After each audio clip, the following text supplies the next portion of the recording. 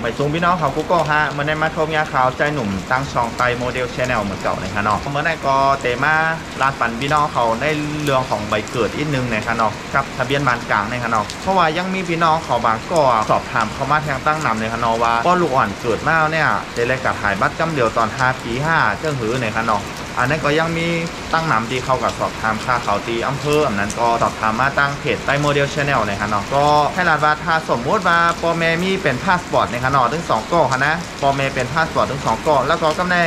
ป้าต้องมีลูกในคะเนาะกับฝากต้องไว้ที่ห้องยากำแน่พอถึงมาวันที่เจเกิดลูกกำแน่ตั้งห้องยาบนเดเส้นใบฝากต้องคือการแจ้งเกิดที่อำเภอในคะเนาะกำแน่สั่งว่าเท่ากับแจ้งเกิดที่อำเภอในคะนะกำแน่เจ้าหน้าที่อำเภอเปิ้นก็เตะห้าแจ้งเกิดแล้วก็ออกวันใบเกิดวันในคะเนาะสั่งว่าออกวันใบเกิดเย้าเรียบร้อยเอาไหนคะนะถ้าสมมติว่าตอนนั้นเขามีนายจ้างหรือว่าเขามีเอกสารนายจ้างหรือว่านายจ้างกัดเส้นทับเขาตอนที่เขาเกิดอันนี้ลูกอ่อนก็เต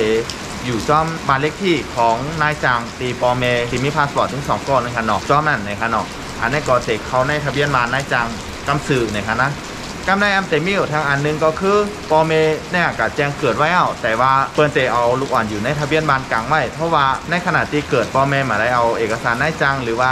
ข้อมูลนายจ้างที่อยู่จอมนั้นในขนอกก็เลยได้เขาในทะเบียนบ้านของนายจ้างบ้านเลขที่ก็ใจบ้านเลขที่ของนายจ้างแต่เป็นทะเบียนบ้านกลางไว้ในขนอกกำในถึงตอนการถ่ายบัตรลูกอ่อนครบมา5 ปีเนี่ยค่ะเนาะกำในปอเมก็เอาไปเกิดแฮกับย้อนไปห้องเฮียเนี่ยค่ะเนาะกำแนมเขาติดต่อที่อำเภอ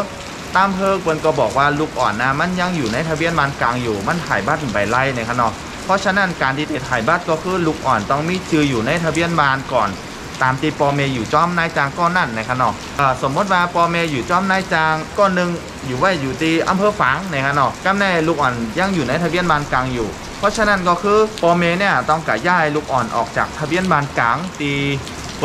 พิ่มชื่อไว้ทะเบียนบ้านกลางตอนเกิดใหม่ๆนั่นก่อนค่ะเนาะเย้าก็เอามาย้ายเขาในทะเบียนบ้านนายจางทางกั้มนะคะเนาะเย้าก็เอานายจางกับเส้นทับเขาเพื่อที่จะเป็นบ้านเลขที่ของปอเมหรือว่าของนายจางที่ปอเมเหตุการณ์จอมนายจางก้อนนั่นนะคะเนาะค่ะอันนี้มันเดชซับซ้อนอีกนึงนะคะเนาะอันนี้ค่ะพยายามติดมันลาคือพี่น้องเขาป้อเลยเข้าใจนะคะเนาะเพราะว่าลูกอ่อนบางก็เกิดมาก็อยู่ในบ้านกลางแห่งถ่ายบ้านหลายกั้มซื้อให้นะคะเนาะเขาก็ยังการทำกันแทงตั้งน้ำแล้วก็